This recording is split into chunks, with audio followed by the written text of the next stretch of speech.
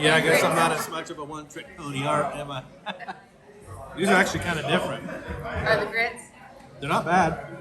They're not bad. And I'm surprised. We're in South Dakota and they have grits. I didn't expect it. Yeah. I got a grit on my lip. I didn't realize they had grits here. All right, so we're headed to Jewel Cave today. Jewel Cave! In South Dakota here, near Custer. And it says it's 49 degrees in there, so we dressed accordingly.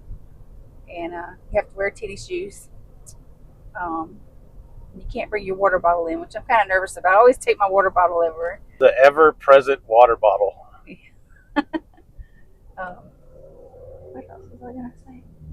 Oh, there's several different tours. We're doing the Discovery Tour because I fell and hit my knee that's already messed up the other day in the RV. So I don't think I can do all the stairs on the tour that you get to go way down in there. But I said, at least we get to do that. You'd probably freak out if we did that. Yeah, you know what? I might would. You don't like going down and... No, I don't like going down in things I feel like I might get trapped in. You're right, I don't. Yeah. USS North Carolina? Yeah. The engine room? Yeah. It is kind of cramped in there, in all fairness. It's easy to get claustrophobic in there. Yeah. Although we did that cave in, was it Tennessee? Oh, the DeSoto Caverns in Alabama? Oh, Alabama. Yes, we did that one. I was fine with that one. Well, that's because it was huge in there, man. And if you ever get a chance to go see that, Yeah. Definitely do it. It's worth the time. But that cavern was huge, so you didn't get claustrophobic at all. So we came here during bike week, and today it's a lot quieter.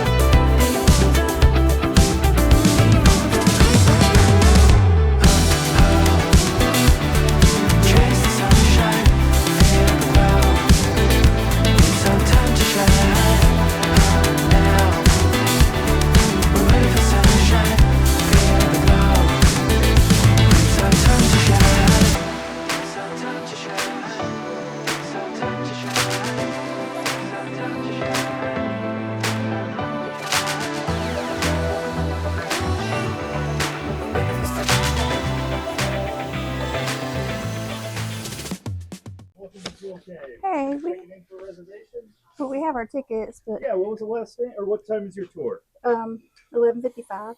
11:55. Okay, great. And what was the last name? Ray. Susan. Yeah. All right, I got two of you. Yes. Great. So does everybody have fully enclosed shoes? So no yes. flip flops or anything? Excellent. So when you guys, they'll start calling your tour 15 minutes beforehand. When you'll check in inside the visitor center underneath the cave tour sign. We just recommend that everybody use the restroom beforehand, and please no food, bags, gum, tobacco products, water, anything like that. We do have a little spot you can leave your stamp book. Otherwise, if you want to leave that in the car, that's fine too. But yeah, at 10 or 11:40, they should start calling your tour. Okay. And please feel free to go enjoy our visitor center. Again, you'll just check in inside the visitor center underneath the cave tour sign. Somebody else will have a list. Okay. All right. Thank you. Have a good one, guys. Thank you. And down there is the theater and the visitor center.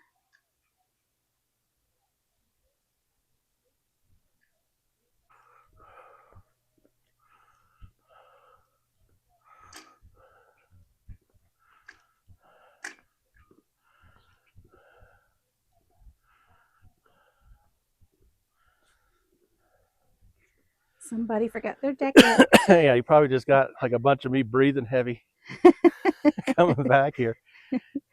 It's uphill going to the truck. Oh, nice.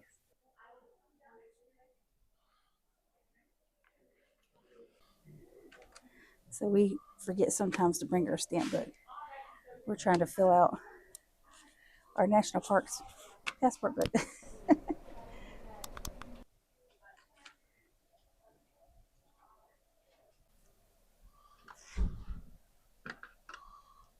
Which way is? That's upside down. Let's see. Gotta find it. Jewel Cave.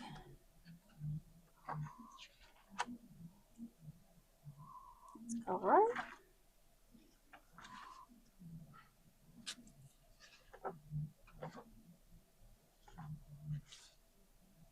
There we go.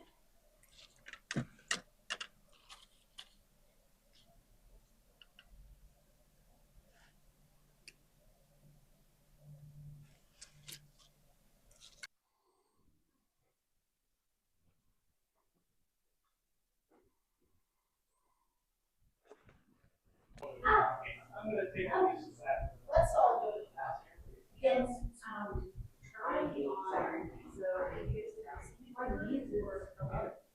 in that first time we were in, there, you took a path, but you guys went another path off to the right. There are actually 3 different ways from our scenic tour to get back to that path. You guys just want that. And even, it does go around. And looking at this map here, you can see all the different colors. The lighter the color, the higher the level of cave is. So levels above you and levels below the cave. So sometimes the cave opens up and then you can drop down from one level to another one and get explore different parts of the cave. So studious. So, and that's, again, why they How deep is the cave? encompasses do work Wow. down there, so that helps them kind of keep oriented a little bit more. But otherwise, sometimes, they're going 50 unknown. The basement's unknown. Been explored previously, and they Here's the were going gold through brushes. passageway. This looks really familiar. This looks like a place we've been before. It hadn't been mapped, but it looked familiar. Turns out they were directly above. That doesn't maybe look about fun to 5 me. feet above the passageway that we actually found. She's happy though. Yeah. 5 feet higher.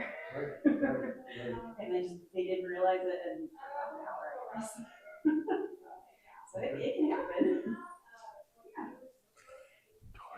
I know. I saw that. Cave explorers. I don't know about that, but we got a couple I definitely don't. Torture room. That sounds creepy.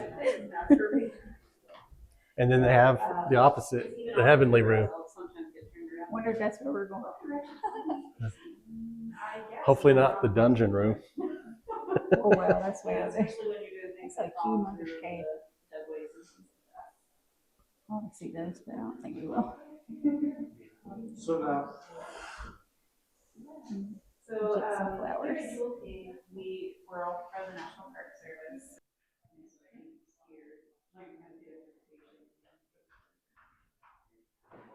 so what degrees or what? And then they go off to another program or another job, and then they sometimes go back.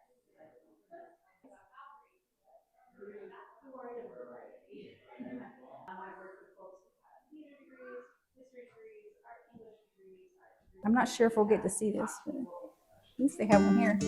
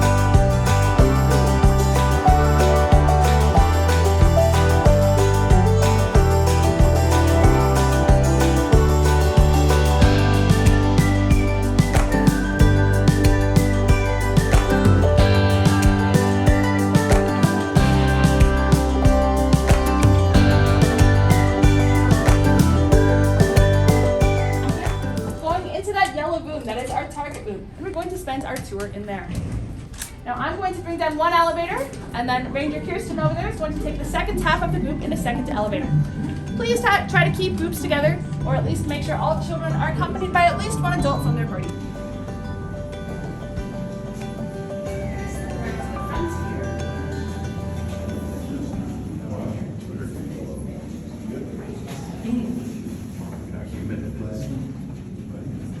Our cave is almost 100% humidity, somewhere around 97. So That's like Houston. yeah, it is. I know, lots of caves in Texas too. We'll feel right at home. Has anyone here been into caves before? I asked that before, but what caves have we been to?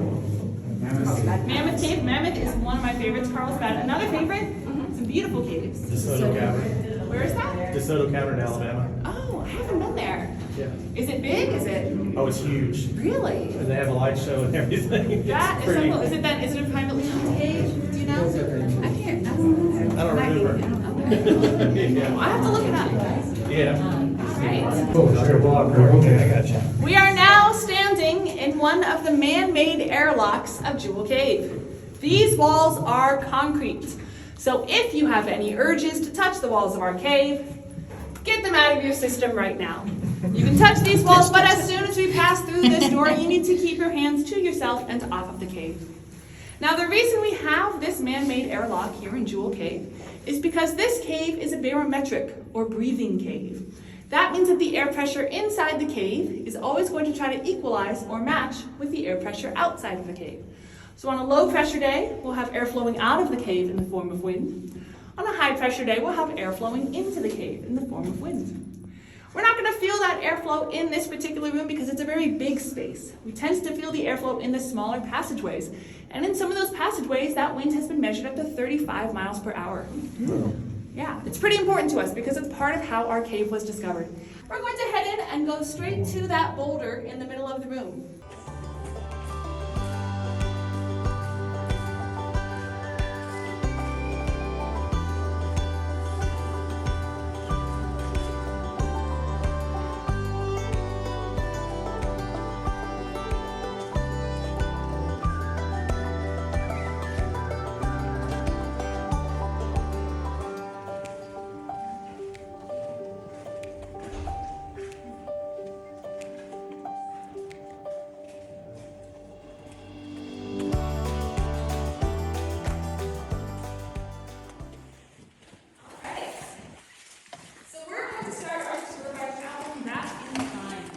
Of Jewel Cave.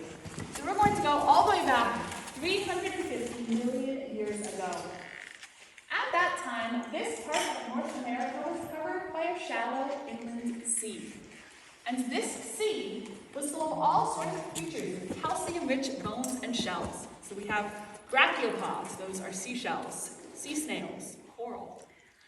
Over time, those creatures died, and their bones sank slowly to the bottom of the ocean and collected in layers. And with a lot of time and a lot of pressure, eventually those layers compacted into stone. The very stone we see above us. All this gray and brown stone is our Pahasapa limestone formation. Pahasapa is the Lakota word for the Black Hills. It means hills of black.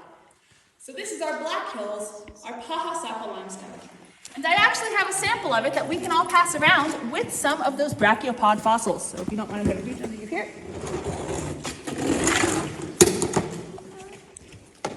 So if I'm passing around any samples, I have a few to pass around today. Please use both hands while holding them if you can. Or if you can't, just hold them very carefully. There we go. Oh, come on. Flashlight does not want to cooperate today. Okay, we'll just keep it right then. So here you can see all those fossilized seashells, those brachiopods, that made up this limestone. They're an ancient relative of the modern day scallop. Yeah, make sure everyone gets a chance to see. Let me know if you need me to come over with my flashlight, or if you have your own cell phone flashlight, that can work just as well.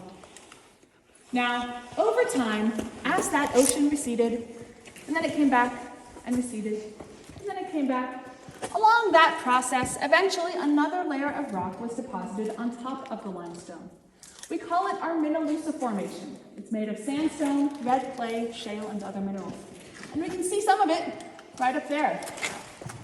All that red up there is our Minnaloosa Formation peeking out at us. sits right on top of the limestone. And the thing about the minerals in that Menalusa formation is that they're a lot harder than the limestone, especially the shale. They're impermeable, which means they're not going to let water down into the limestone. They're going to protect it.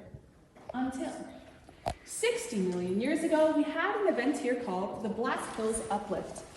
This happened when the movement of our tectonic plates, so the Earth's movement, allowed magma to push up in between them and form our hills. When that happened, cracks formed in that Menalusa formation and in the limestone beneath it, and water was able to seep down into the limestone for the first time. As it passed through our soil, that water picked up carbon and became something called carbonic acid. Now, does anyone here like to drink carbonic acid? Coca-Cola. Yeah. Favorite flavor? Anything carbonated. Anything carbonated. Yes, anything carbonated is soda pop. That is carbonic acid. That's the main ingredient. So if you've had a Coca-Cola, you've had some carbonic acid. But imagine what would happen to your teeth if you held that carbonic acid, that soda pop, in your mouth for over 1 million years. You would get some cavities, right? Well, the limestone is made of the same calcium that makes up our teeth. And so the same thing happens to the limestone. It got some giant cavities. Or as my coworkers like to call this, a cavity. I have to say it. Has everyone gotten a chance to look at the limestone and seen the fossils? All right. Now, as that carbonic acid was dissolving away that limestone, eventually it became saturated, super saturated with the calcium from the limestone. But eventually, what's going to happen to your soda pop if you leave it out too long? It goes flat, right? Same thing happens to the carbonic acid. Eventually, it started to go flat. It lost its acidity. And as that happened, all the calcium that was sitting in that acid, dissolved from that limestone, started to precipitate. It started to crystallize on the walls of the cave that had formed. You can see it down there on the lower level that I'll let you go to after I'm done talking. You can also see it at stones along the path here. We can see some sparkles right up in here. There's some right behind you there. And all along the sides of our path, we can see some chunks of sparkling spar. I have some samples of that as well that we can pass around. So this bigger piece that I have is called dogtooth spar. You will want your flashlight for this one. It's very sparkly under the light and not much of anything without any light. So let's start over here. We started there that last time and we'll pass it the other way around. That is our dogtooth spar. It's made of a mineral called calcite. We have another kind called nailhead spar. It's also calcite, but it has a little bit of a different shape just because of how it formed. The dogtooth spar is what we have along the wall back there. The nailhead spar is what we have along the side of the paths. So some of those sparkles we see in there. And all of that is calcite, formed from the carbonic acid, from the calcium dissolved from that limestone, put back onto the walls of the cave while it's formed. Now the reason we have so much of it along the sides of our path here, the reason it's not all up on the ceiling, the reason we have these huge boulders all around us, is because of the final stage of cave formation, the breakdown period. This happened when the water began to drain back out of Jewel Cave, and all the rocks and spar that were being held onto the walls and ceiling just from that water pressure began to crash to the ground under their own weight. As I said, all these boulders, even those huge ones behind us, all of that used to be up there on the ceiling. Now that breakdown period happened 15 to 30 million years ago, and our cave is very stable. I can promise that for the next 20 minutes, there will be no rocks falling on your heads. But it is neat to see the evidence of that breakdown all around us, because that's what opened our cave up to the way it is today. All right. Are there any questions about the formation of Jewel Cave? No? All right. Well, after everyone's seen the spar, you have a couple choices.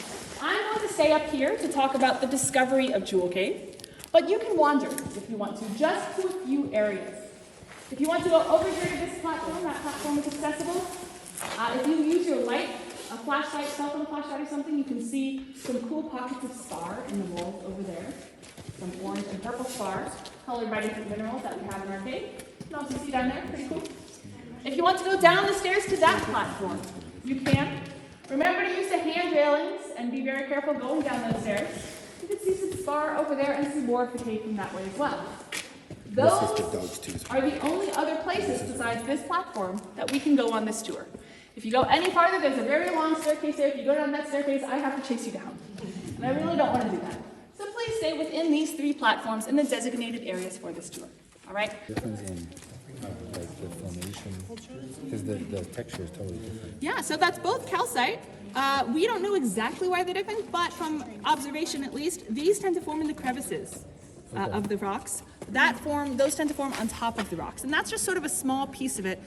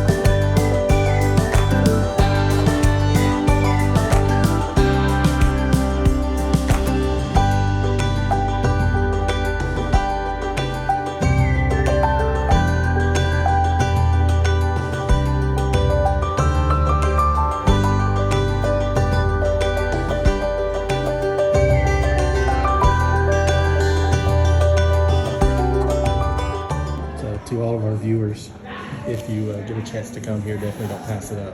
Oh yeah, and if you're able to do the longer tour, it's probably Better than this one, yeah. Although this one is great, so don't get us wrong, we're not poo-pooing it at all.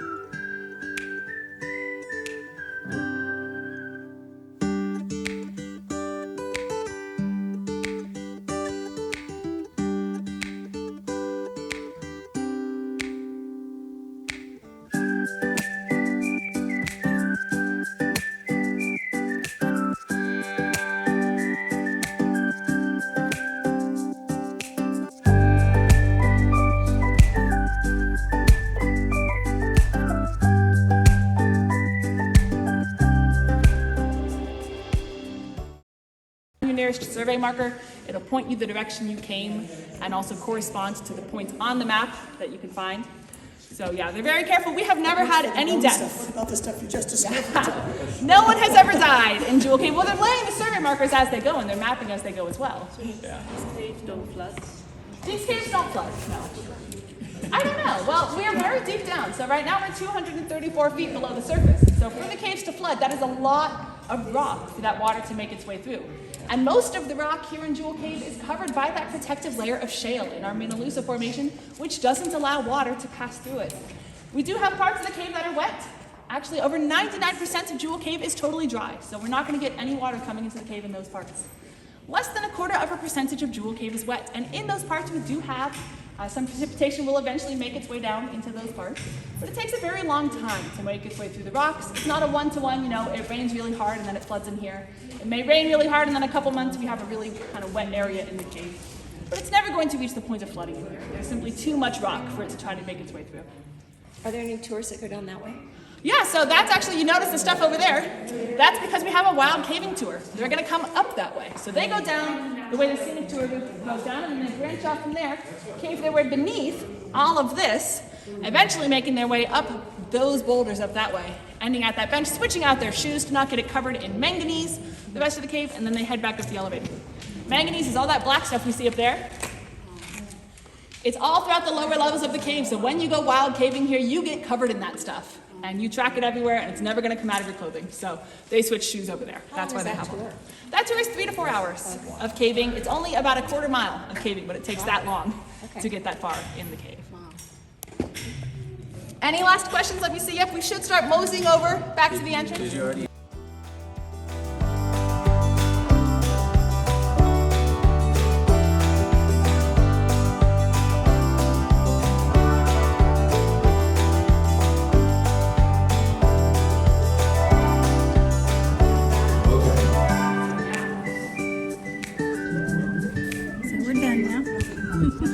That was interesting. That was neat. Definitely worth it. So that was fun, interesting. I Yeah. kind of had a little panic attack when we were going down the elevator. Yes, you did, and and on the platform too. Yeah, but I did good. Yeah. I overcame. Yeah. So we're scoping out this boondocker place. What's the name of it again? It's off Stagg Road in South Dakota, Custer area.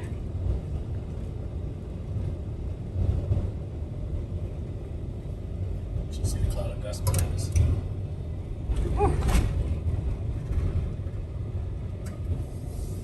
So far, it looks like it's okay if we take it slow.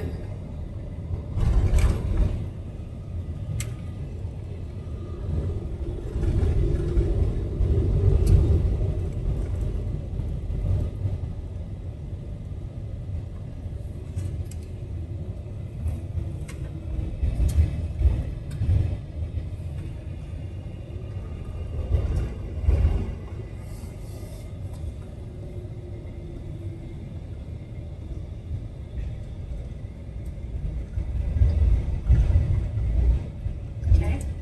Yes. Over here. That looks like one.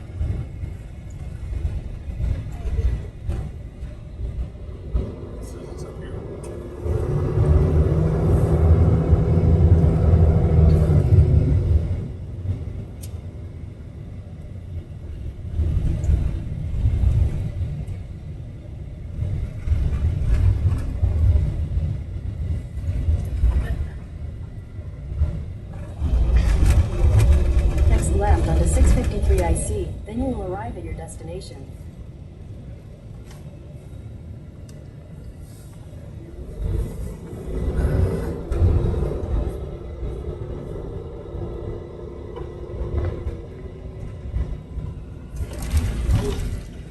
It's a dip.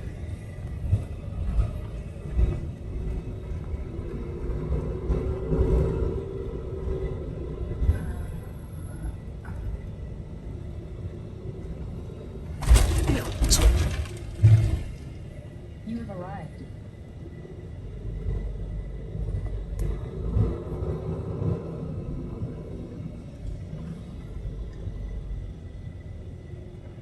That looks like a spot there. Right there's a spot. Is that the only spot? Yeah, so.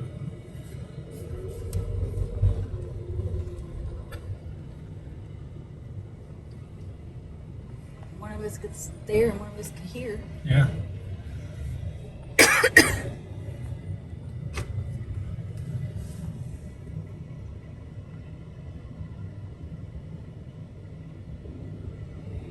I can work on It's this. called Spar Spring Custer Airport Dispersed Camping. You could work here. See? Ryan's got a signal here. It's 26.6 down. Okay. Up is a little weak there. But this is Verizon. I don't know if it'd be any different with AT&T. Yeah. Okay. So what about the two really bad dips? I'm worried about our back end. Let's go back over them again.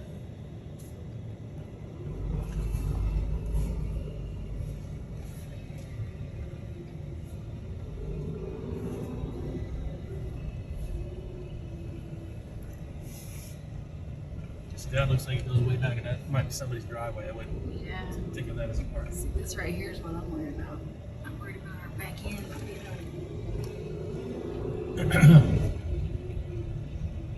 I think we'll be okay on that one. our back end hangs low. No, it's just far out from the wheels.